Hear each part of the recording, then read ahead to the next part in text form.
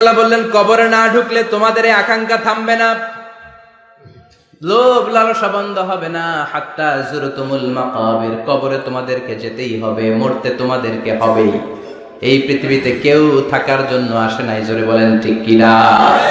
মরতেই হবে, যেতেই হবে, চলে যেতেই হবে। এজন্য বিশ্বনবী বলতেন, আকসিরু যিকরা হাযিমিল লাযাত, জীবনের সব স্বাদ আল্লাহকে নিঃস্বাদ করে দেয়, পানসা করে দেয়। ওই মৃত্যুর কথা বেশি বেশি স্মরণ করবা। জীবনের স্বাদ আল্লাহ সব কিছুকে পানসা করে দেয়। কোন জিনিস? মরণ। চিল্লায় বলেন কোন জিনিস? আর জোরে বলেন কোন জিনিস? সুনিশ্চিত যেতেই হবে। কোনো সন্দেহ আছে? কথা বলেন, সন্দেহ আছে কারো? The most certain thing in our life is death. And the most uncertain thing in our life is the time of death. আমাদের জীবনের সবচেয়ে সুনিশ্চিত বিষয় হচ্ছে আমাদের মরণ, মরতে হবে। কিন্তু সবচেয়ে অনিশ্চিত বিষয় হচ্ছে মরণের সময়। কখন মরবো এটা আমরা কেউ জানি না, কিন্তু মরবো যে এটা আমরা সবাই জানি। চিল্লায় বলেন ঠিক কিনা? কেউ বেঁচে থাকতে পারবে না, সবাই চলে যাবে, সব মরে যাবে, শুধু একটা সত্তা বেঁচে থাকবে। চিল্লায় বলেন তিনি কে? কুল্লু মান আলাইহা ফানি ওয়া ইয়াবকা ওয়াজহু রাব্বিকা যুল জালালি ওয়াল ইকরাম ফাবিআইয়ি আলাই রাব্বিকুমা তুকাযযিবান। পৃথিবীর বুকে যা দেখা যায় সব মরে শেষ হয়ে যাবে, মরবে না শুধু একটা সত্তা, তিনি কে? সব মরে যাবে, সবাই মরে যাব। মালাকুল মাউত সবার রূহ কবজ করে ফেলবে। আল্লাহ বলবে, আখবিরনি মাইয়াবকা, হে মৃত্যুর ফেরেশতা কি করছো? কই সব মারছি। সবাই মারছো? সব শেষ। কে বাকি? জিনেরা বাকি, জিনদেরও মারো। সবগুলো জিন শেষ করা হবে, বাকি থাকবে ইবলিস। আল্লাহ বলবেন, সবাইকে যেই কষ্ট দিয়ে ইন্তেকাল করিয়েছ, সবগুলো কষ্ট একত্রিত করে ইবলিসটারে তুমি মারো। সবচেয়ে কষ্ট দিয়ে নির্মম ভাবে ইবলিসকেও শেষ করা হবে। আল্লাহ বলবেন, আখবিরনি মাইয়াবকা, ও মালাকুল মাউত এবার বলো আর কে বেঁচে আছে? মালাকুল মাউত বলবে, আল্লাহ কেউ নাই, কেউ নাই, সব শেষ। মানুষ শেষ, প্রাণীগুলো শেষ, পাখিগুলো শেষ, সাগরের মাছগুলো শেষ, আপনার কথা মতো জিনগুলাও। এবার আছে শুধু ফেরেশতারা। কারা? কথা বলেন। আল্লাহ বলবেন, ফেরেশতাদেরও মারো। শুরু হবে ফেরেশতা নিধন।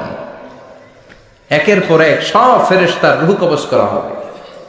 এবার আল্লাহ বলবে, আখবিরনি ইয়া মালাকাল মাউত মাইয়াবকা, ও মালাকুল মাউত আর কে কে বেঁচে আছে আমার একটু বলো। মালাকুল মাউত বলবো, সব শেষ, সব ফেরেশতাগুলোরও মেরে ফেলেছি, শুধু 4 জন আছে, জিব্রাইল, ইসরাফিল, মিকাইল, আর আমি আপনার হুকুমের গোলাম আজরাইল। আল্লাহ বলবে, ইসরাফিলের রূহ কবজ করো। ইসরাফিলের রূহ কবজ হয়ে যাবে। মিকাইলের রূহ কবজ করো, মিকাইলের রূহ কবজ হয়ে যাবে। ইসরাফিলের রূহ কবজ করো, কবজ হয়ে যাবে। আল্লাহ বলবে, আখবিরনি মাইয়াবকা, মালাকুল মউত এবার বলো কে বেঁচে আছে? মালাকুল মউত বলবে, কেউ নাই। আল্লাহ বলবে, আসলেই কেউ নাই? মালাকুল মউত বলবে, আছে। কে আছে? শুধু আমি আছি। ডানে বায়ে সামনে পেছনে আল্লাহ কেউ নাই, সব শেষ, শুধু আমি আছি। আল্লাহ বলবেন, এবার তুই মর। মুত ইয়া মালাকুল মাউত, হে মৃত্যুর ফেরেশতা এবার তুই মর। মালাকুল মাউত হিসাব আর মিলাতে পারবে না, হিসাবটা তখন উল্টে যাবে। মালাকুল মাউত বলবে, এটা আবার কেমন কথা? আমি মরুম কেন? আমি না মারছি? আমি না মারছি? আমি মেরে সাবার করেছি সব, আমি কেন মরবো? আল্লাহ বলবেন, মালাকুল মাউত এটাই তো বিধান, কুল্লু নাফসিন যায়িকাতুল মাউত, দুনিয়ার প্রত্যেককেই মৃত্যুর স্বাদ নিতে হবে রে মালাকুল মাউত। যদিও তুমি মেরেছ, সবাইকে তুমি মেরেছ, এখন তোমার মরণের পালা, এবার তুমি মরো, কারণ তোমাকেও মরতে হবে, তোমাকেও মরতে হবে। এই কথা শুনে মালাকুল মাউতের গায়ে জ্বর এসে যাবে। খিচুনি এসে যাবে, কাঁপুনি ছুটে যাবে, কাঁপতে থাকবে মালাকুল মাউত। কি ভয়ঙ্কর দৃশ্যের না জানি অবতারণা হবে সে সময়। কাঁপতে থাকবে মালাকুল মাউত। আল্লাহ বলবেন কেঁপে লাভ নাই, ভয় পেয়ে লাভ নাই। জান্নাত জাহান্নামের মাঝ বরাবর একটা জায়গা আছে, ওই জায়গায় যে দাঁড়াও। মালাকুল মাউত ওই জায়গার মাঝখানে যে দাঁড়াবে আর কাঁপবে। আল্লাহ চিৎকার দিয়ে বলবেন মুত ইয়া মালাকাল মাউত, মুত, মরে যা, মরে যা। বলার সাথে সাথে মালাকুল মাউত জান্নাত এবং জাহান্নামের মাঝখানে বিকট একটা চিৎকার দিয়ে মরে লাশ হয়ে যাবে। বিশ্বনবী বলেন মালাকুল মাউতের ওই দিনের চিৎকারটা এত ভয়ঙ্কর হবে,